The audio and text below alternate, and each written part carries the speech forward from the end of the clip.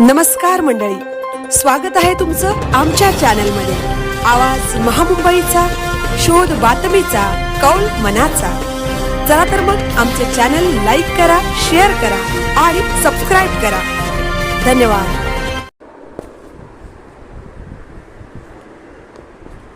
युवकांच्या एकजुटीचा ऐतिहासिक विजय। धर्मेंद्र प्रधान यांच्या राजीनाम्यानंतर शेकापच्या चित्रलेखा पाटील यांची प्रतिक्रिया। न्यायासाठीच हा लढा देशातील तरुणांसाठी प्रेरणादायी ठरेल। लोकशाही जिंकली, युवकांच्या संघर्षाला यश। शेकाप राज्य प्रवक्त्या चित्रलेखा पाटील। दिल्लीतील आंदोलनामुळे सरकारला झुकावे लागले। अभिजित दिपके, सोनम वांगचुक आणि संपूर्ण आंदोलनकर्त्या टीमचे अभिनंदन। केंद्रीय शिक्षण मंत्री धर्मेंद्र प्रधान यांच्या राजीनाम्यानंतर शेतकरी कामगार पक्षाच्या राज्य प्रवक्त्या चित्रलेखा पाटील यांनी प्रतिक्रिया देत हा युवकांच्या एकजुटीचा आणि लोकशाहीचा ऐतिहासिक विजय असल्याचे म्हटले आहे। चित्रलेखा पाटील यांनी सांगितले की दिल्लीत विद्यार्थी व युवकांनी विविध मागण्यांसाठी उभारलेल्या तीव्र आंदोलनामुळे अखेर केंद्र सरकारला झुकावे लागले। युवकांच्या एकजुटीने आणि शांततापूर्ण लोकशाही मार्गाने केलेल्या संघर्षाला यश मिळाले असून हा देशातील लोकशाही व्यवस्थेचा मोठा विजय असल्याचे त्यांनी नमूद केले। या आंदोलनाला शेतकरी कामगार पक्षासह विविध विरोधी पक्षांनी सक्रिय पाठिंबा दिला होता। आंदोलनाच्या काळात विद्यार्थी आणि युवकांच्या न्याय्य मागण्यांसाठी सातत्याने आवाज उठवण्यात आला होता। दिल्ली पोलिसांनी अमानुष लाठीमार केला, पण युवक मागे हटले नाहीत, तर अधिक ताकदीने आंदोलनात सहभागी झाले। यावेळी चित्रलेखा पाटील यांनी आंदोलनाचे प्रमुख समन्वयक अभिजित दिपके, सोनम वांगचुक आणि आंदोलनात सहभागी झालेल्या संपूर्ण युवक टीमचे विशेष अभिनंदन केले।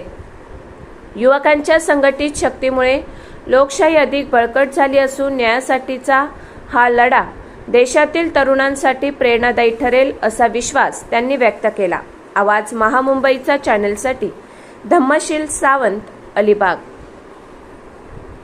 खूप आनंदाचा दिवस आहे। शेवटी एका चळवळीला यश मिळालं आणि धर्मेंद्रजी प्रधानांनी राजीनामा दिला। हा राजीनामा आम्ही शेतकरी कामगार पक्षाच्या वतीने या विद्यार्थ्यांना अर्पित करतो ज्यांनी आपल्या नीट परीक्षेत जीव गमावला। खरंच मला या ठिकाणी आभार मानायचे या तमाम देशाच्या युवकांना की त्यांनी ही चळवळ उभी केली आणि त्या चळवळीत त्यांना किती त्रास देण्यात आला।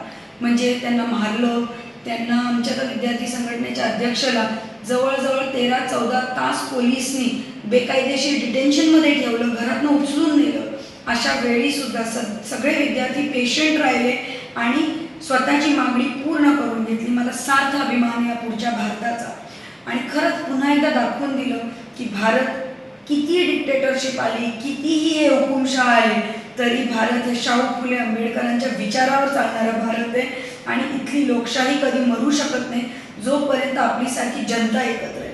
मला आभार मानायचे तमाम पक्षाच्या सगळ्या विरोधी पक्ष नेत्यांना की ज्या पद्धतीने ते लोकसभेमध्ये लढले। अगदी आपल्या देशाचे लीडर ऑफ ऑपोजिशन त्यांना इतक्या वाईट पद्धतीने पोलीस उचलून घेऊन गेले, तरी ते हटले नाही, तरी ते विद्यार्थ्यांसाठी लढत राहिले। आमच्यासारखे पक्ष असतील जे लढत राहिले।